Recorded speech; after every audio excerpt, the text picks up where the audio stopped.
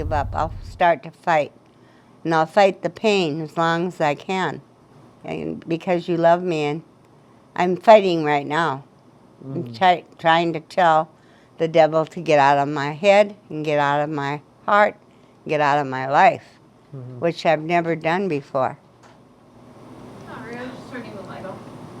Let me know when you're ready for your second cup, okay? I'm ready. Okay, let me go get you some ice. I'm gonna go ahead and wrap up the recording here so she can get you your stuff. And Okay. Thank you. Love you.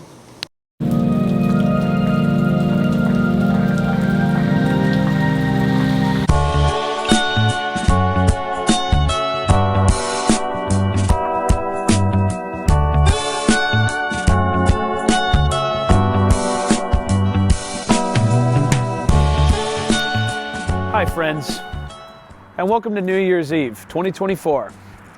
Pat yourself on the back. You made it. This year, I'm taking a walk in my grandparents' neighborhood. They've lived here since I was about 4 or 5 years old, and my brother and I have walked, biked, and skated just about every inch of these streets. I'm gonna talk about what I'm leaving, but per tradition, we're gonna take a look around and see if we can find any comments from you guys first. Oh, what do we have here? Looks like we've stumbled upon a patch of comments that aren't following the prompt. Were you Union General Ambrose Burnside for Halloween or something? Yes, just so you guys know, this is not the real Cole Perrine. The real Cold Perrine is dead. And Jacob says, dang it, not again. The real Cole Perrine has been dead for 30 years. Tyler says, help, this guy on the internet sees me and intends on continuing seeing me without my consent. Not only am I seeing you, but I'm also perceiving you. And Lady Castro says, Harry Dubois Corps. I don't know who that is, but I'm gonna take that as a compliment. Come on, get in close. 20E's official says, fake friends and my inability to say the word no in certain situations that end up getting me taken advantage of. No specific people, you know who you are. It kind of sucks because when you're too nice, you say yes and, or just let people walk over you. And if you try to stand up for yourself, people sometimes label you as an asshole, but you just gotta do what you gotta do to not get stepped on yourself. Power to you, buddy. Let's keep going.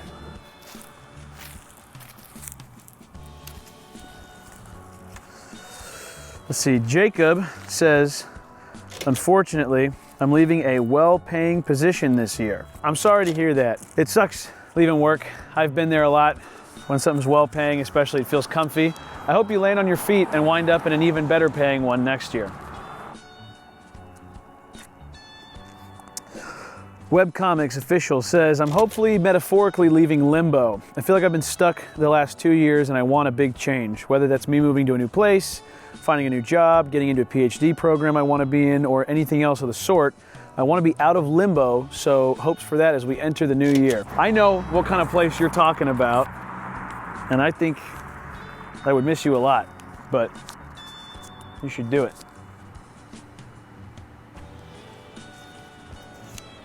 Next EPL says, America, because I'm visiting this crown prince I helped out recently in Nigeria.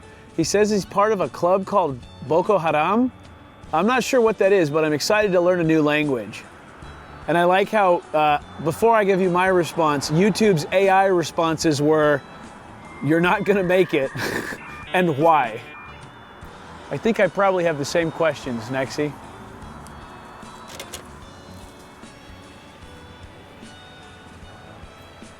A twofer. Let's see. Cyro's Best says, I'm leaving behind negativity and fake people. I've noticed myself focusing more on negative feelings instead of positivity and actually enjoying the moment like I was before this year. So I want to go back to that. I also got to upload again. It's been almost 2 years.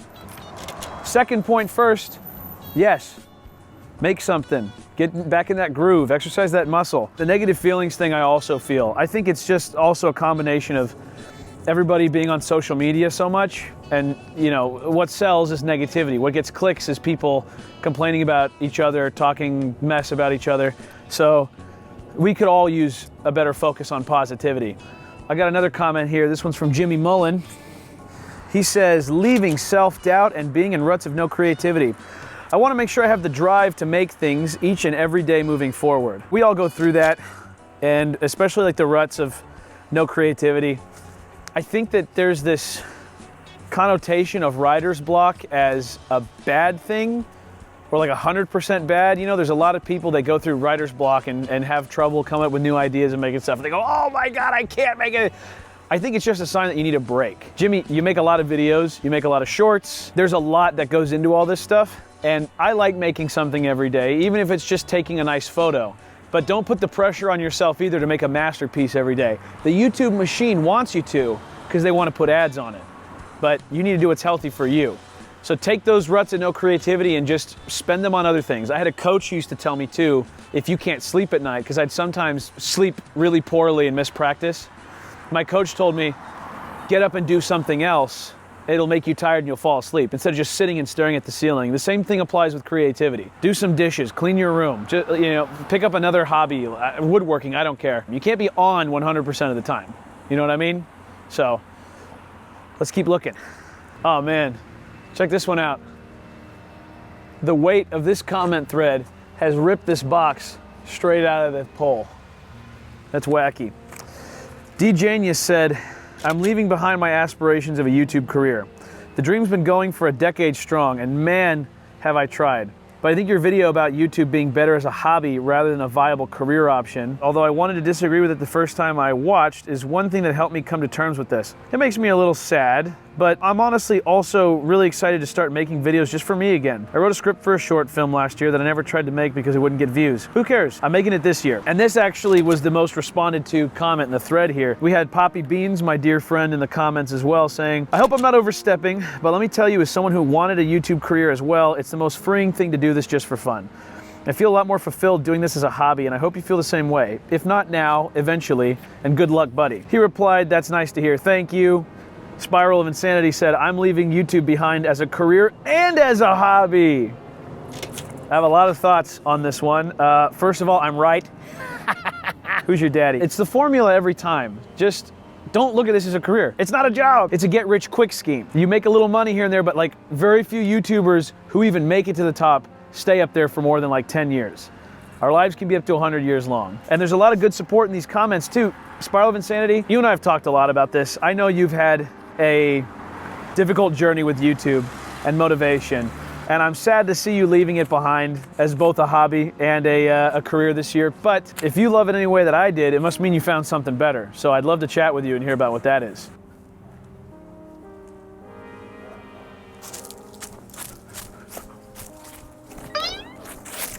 Let's see. Tyler Damsma says, leaving behind everything, venturing into the Alaskan wilderness to live off the land where I'll be free from the concept of money.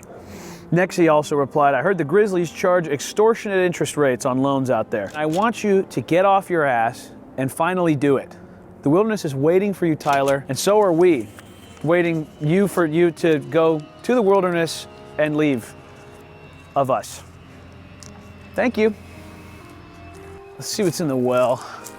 There's always something in the well. Yeah. Just as I thought. Alex Pazzi says, I'm leaving Scotty Kilmer behind.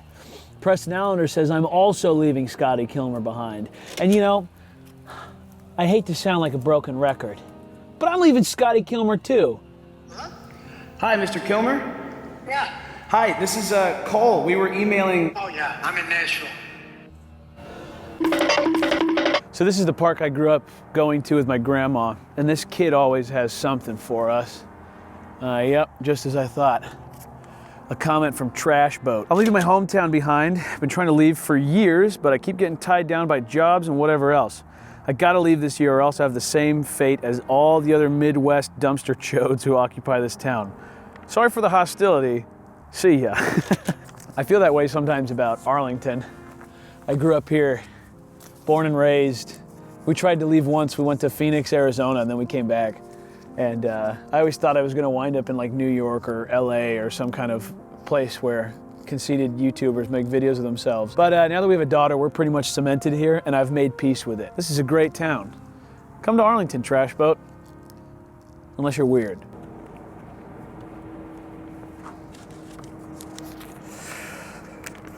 Azure Benji says, leaving behind my hometown and my family to go try and make it on my own. Though I won't be moving far, it's an exciting transition. Plus, I get to live closer to the homies. And then Rear and Rerun says, yo, I wish you luck. I'm about to do the same thing with my girlfriend. We gotta get out of this place. Wish us luck. I wish you both luck. And I would wish you even more luck, Benji, if I didn't know that you were moving like 20 minutes away from home. But no, it's exciting. We're glad to have you here. It's always good to be close to the homies. And we're gonna have some fun. We're gonna get into some hijinks and mischief. I think I see one on the... Oh.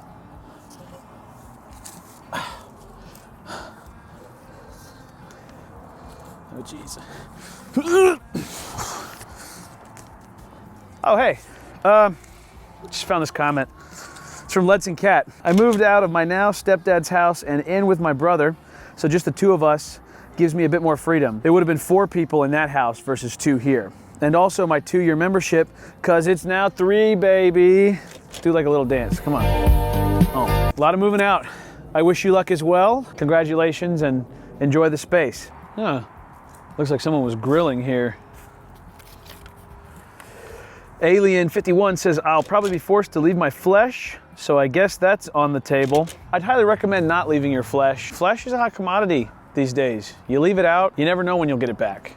And you might not, quite frankly. A lot of flesh out there. They love my flesh. They said, what can I say? He's got perfect flesh. I think there's usually one hiding out. Yeah, just as I thought. And it's from Poppy Beans. She says, leaving behind my attraction to twinks. I really hope that doesn't mean what I think it does, because there's a lot out there. And in greater amounts every year, thanks to Timothy Chalamet. Every one that you take off the market is one less that we have to deal with. Just a consideration. Thanks for your time. Oh man, bridge is down. They left a little warning. Oh no, it's a comment from Brudhi. He says, in 2024, I'll be leaving behind my sanity, though long lost to the winds of time. I have a hard time believing that, Brudhi. Seems like every time you say this, you get just a little bit more insane. So sorry for my skepticism, but I'm looking forward to being impressed. Surprise me. I gotta figure out some other way to get across this.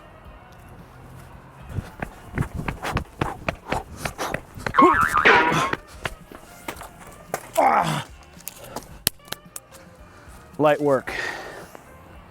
Easy for a guy like me.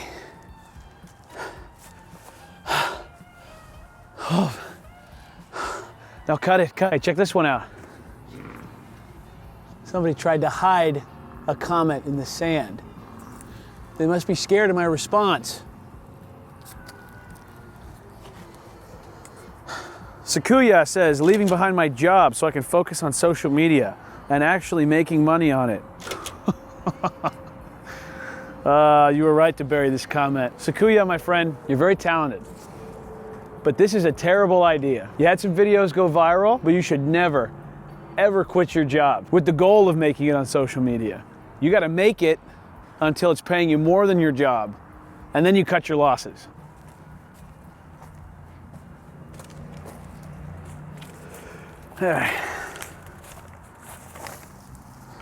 Blake says, I'm leaving the fog behind. Good luck with that. Looks like we've run out of daylight and sidewalk. So let's take it back to the house and we'll talk about what I'm leaving.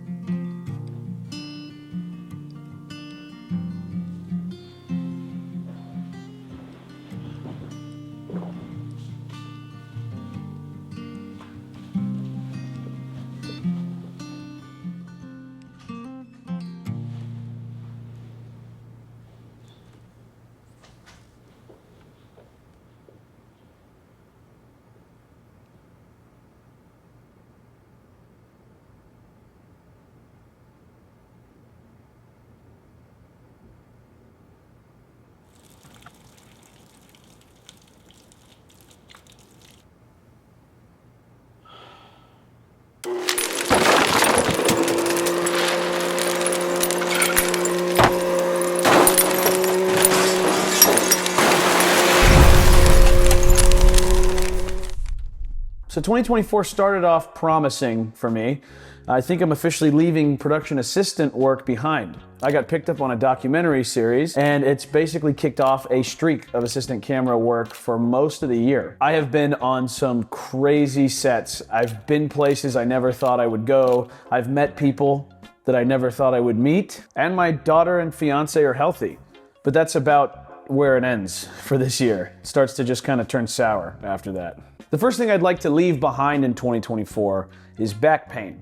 In May, I was involved in a car accident with my friend. We were out camera shopping, and during a traffic stop, we were rear-ended by a pickup truck who wasn't paying attention. It totaled his car, and I left the ordeal with a case of chronic back pain. I couldn't run, bike, swim, or do any kind of heavy lifting. It made work uncomfortable, I had to do physical therapy, and basically made my life hell for 6 months. My first real run back was the turkey trot this Thanksgiving. That's a 5K, and I felt fantastic. This would have been a positive note, but that same evening, someone fell asleep at the wheel and blew a red light.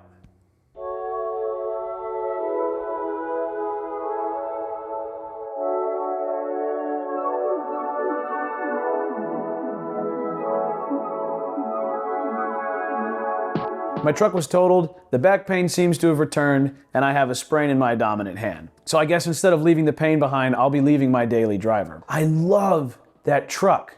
It's been with me for 10 years, a decade. We've been through everything together.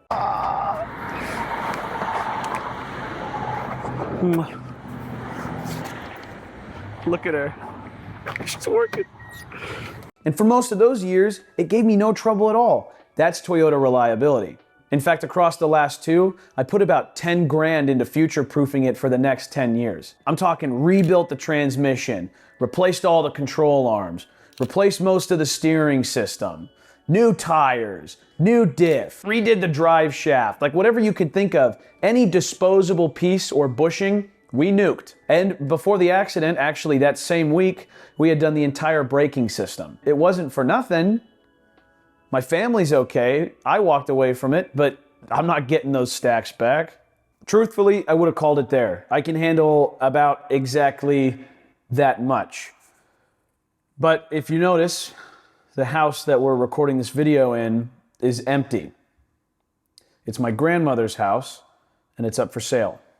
On the 30th of November, 2024, an hour before her birthday, my grandmother, Georgia, my Nana, passed away.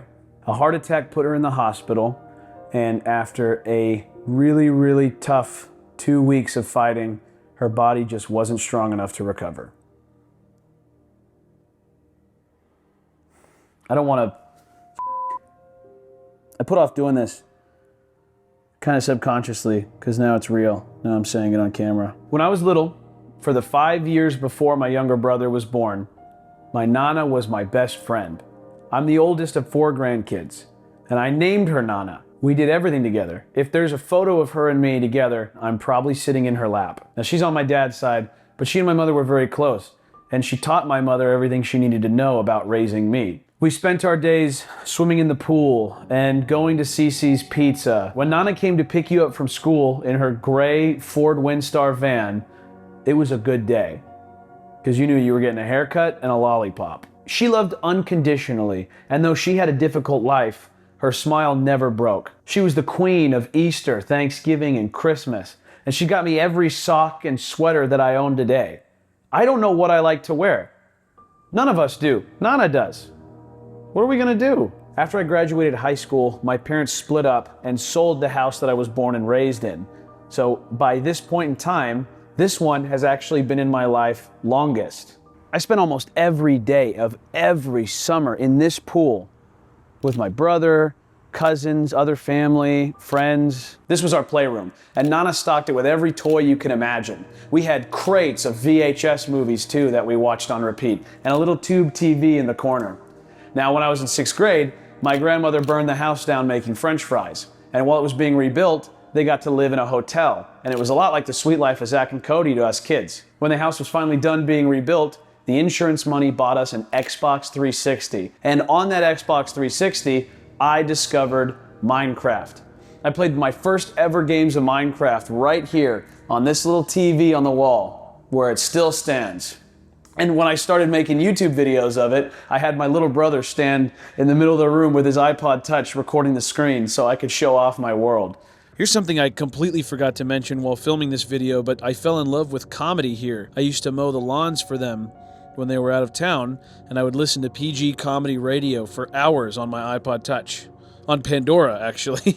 Yay! It's a digital camera? That's a digital camera. Everybody gets one. I really developed my imagination here. When I was in college, I lived in a dorm, and the dorms would always close for summer and winter. Whenever that happened, Nana would take me in without hesitation. This was my room. I would put my clothes in the filing cabinets at the end of the desk. I'd wake up and have breakfast with them every day. My friends would come over to hang. We had this big Murphy bed that would come down. And I made tons of videos in here. If you've watched since then, you've seen this room. I'm not just leaving my old grandma and her house in 2024. I'm losing my second mother and my second home. I can't imagine not coming back to this place. I don't want to leave. In 2022, Nana became very sick, a lot like she was this time. And even though we thought that was the end of the line for her then, she gave everything she had to stick around for my daughter. As a result, we got an extra 2 beautiful years with my grandmother. She got to know Holly, who's now 3.5. We'd come through that door, Holly would run across the house to hug her, and you would just see her eyes light up. And for that, I'm eternally grateful. And when I look back on those 2 years, I've realized something that I don't think I really noticed. She was probably in pain for the entire time. Her heart wasn't strong enough to pump the blood up from her legs. So every day she had to go into this like compression leg machine. She had nurses visiting in and out. People had to clean her house for her. She was stuck with a walker and spent most of her time sitting back there in her chair. But you would have never known that because she never stopped smiling and cheering and playing, just being a general ray of sunshine. The world really did not deserve her. If I knew this was gonna be the last summer, I would have been in this pool with my daughter every single day. You'd have to pry us out with a crowbar.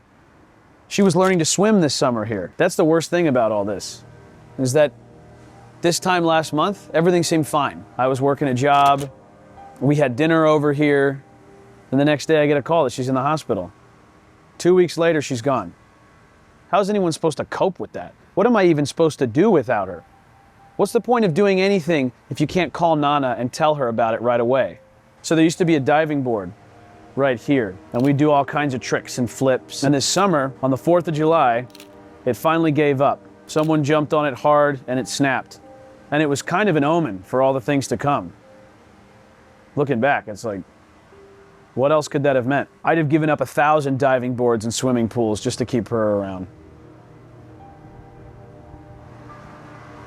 So with all of this going on, tell me how someone could care about YouTube. I made about 5 actual videos this year, maybe 6 counting this one. And I was thinking about that because I was like, surely this is close to how many videos I made in my first year of YouTube when I didn't know how to make videos. But no, I made 24. This year I have uploaded the least number of videos that I have ever uploaded in the 12.5 years I've been on this platform. Look at 2015. 246 videos. That's like more frequent than one every 1.5 days.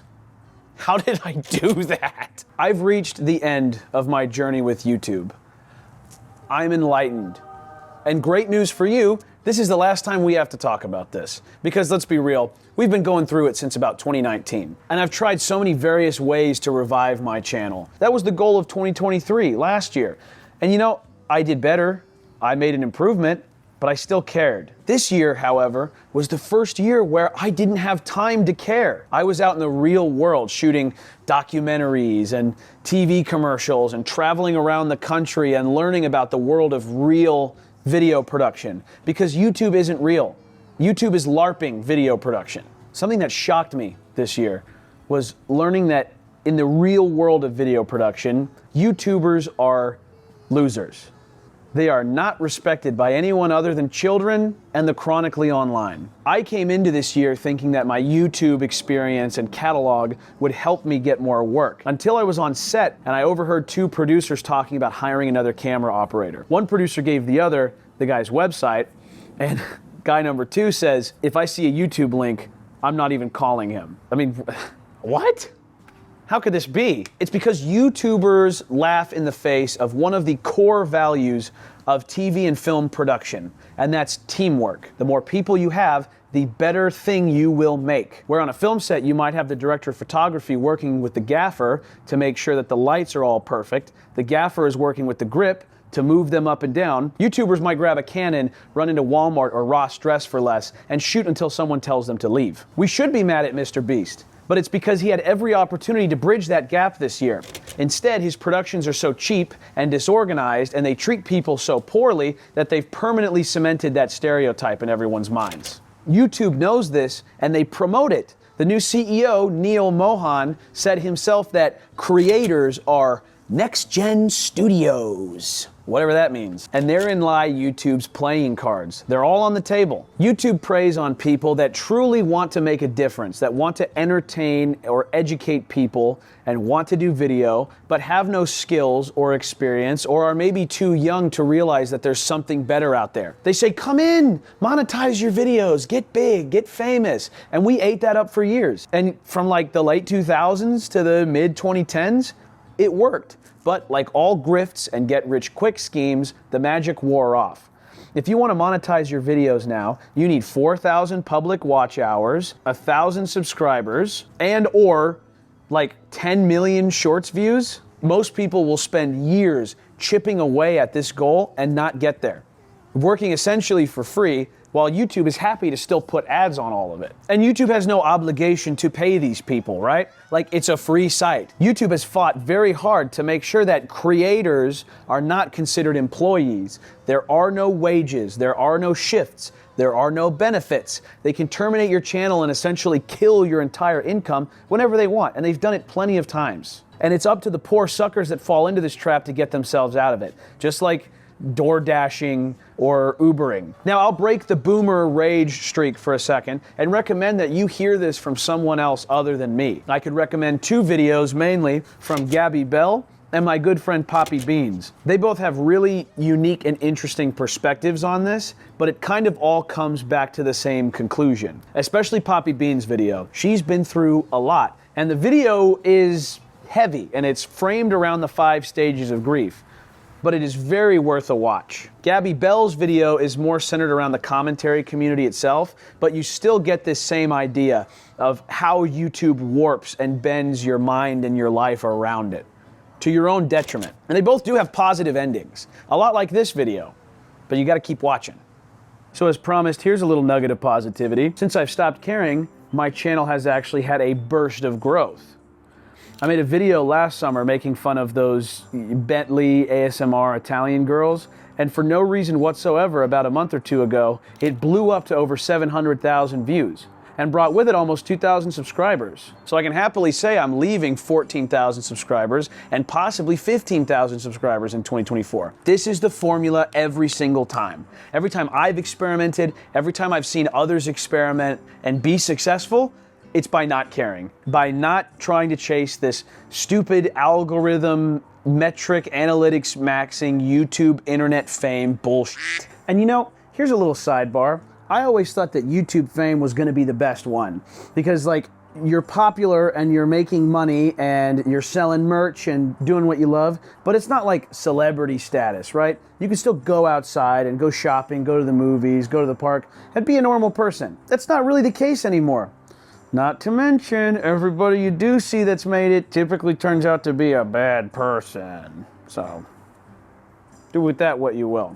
I'm not leaving video behind. This is my second love. This is the first job I've ever had where when I'm not working, I think about working. I wish I was working right now instead of making this. What I'm leaving in 2024 is YouTuber and creator. I'm not one of those. Don't call me that. I'm still gonna make things and I'm gonna post them here, but it's not for any love of the YouTube game. It's because YouTube is still just the best place to post video online. If I had to give you a rough estimate, I think you could expect like 5 or 6 really good videos a year from now on. And I'm going to keep working on upping my production quality and my writing and camera work. Like today, the first half of this video was shot by Abery, Saulsberry, who's a DP I know, really talented guy. So, can we get some establishing shots? Yeah, dog, I can do it. The last video, the Jill Stein one, had a whole crew of people. That being said, I can't knowingly take money from you guys if I'm not going to deliver content on a monthly basis. We may be going into a recession or who knows, a depression. I can't tell you what's coming around the corner, but I've canceled all my streaming services and I cannot condone what's essentially a streaming service for one specific guy. So I'll be shutting down the Peanut Gallery this year. For 4 years, you few have stuck by me and given me your hard-earned money to goof off and entertain you. That's never fallen on deaf ears. If YouTube gave me some sort of member history, I would read them all out, but they don't. So for now, I have to thank Jacob, who supported for 38 months, LedsenKatt for 37, 20E's Productions, 35 months, Preston Allender, 30 months, Fallen King, 29 months, Pacific Ocean, 17 months, Sikuya, 17 months, Brudhi, 10 months, and Jimmy Mullen, who supported at the beginning and then recently returned for an additional 2 months. So thank you again. Let's wrap this up. You know, when I started writing this video 2 months ago, I was going to describe 2024 as the end of a 5-year grieving process. Since 2019, grieving the YouTube dream dying or something, I don't know. But it feels like it's the start of a whole new one. It reminds me a lot of 2017. I lost both my great-grandparents, both my grandparents on my mom's side, my cousin, my parents divorced, and then they sold my home. But I'm the funny guy, you know, I'm kind of a goofball, so I don't really get to mourn. I took all of that pain and anxiety and sadness and I put it all into making videos and the Berserker. Sometimes I'd be up for more than 24 hours, and so much so I would get sick. And I made some of my best stuff ever. So maybe this really suboptimal year will lead to my greatest creative breakthrough in 7 years. I guess we'll have to see. Until then, I'm just trying to look at it through the lens of the late Roman Emperor Augustus, who was allegedly poisoned through fresh figs. If you want a rainbow, you have to deal with the rain.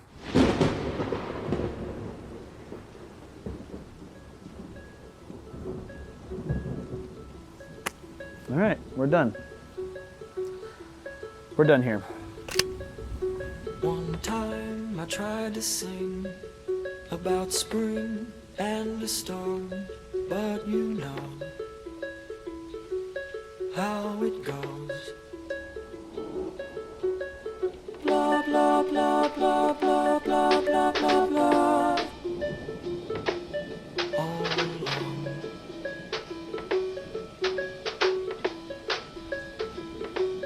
Won't you please stop complaining?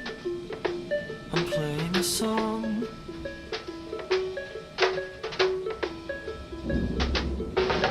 All the rain comes down the same, falling 2 from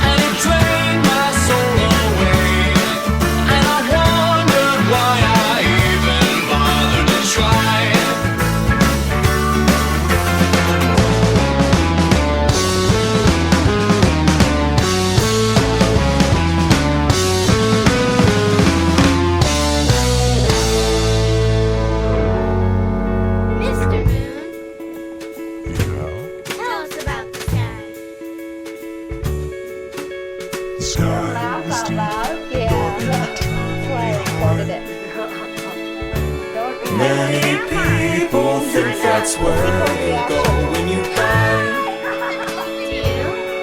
Well, I think you return to obscure, or wherever you were before you were. But I won't let you lose yourself in the rain. For Georgia. We have so much left to sing. There's a storm for every spring. All you see and you and me became from the start.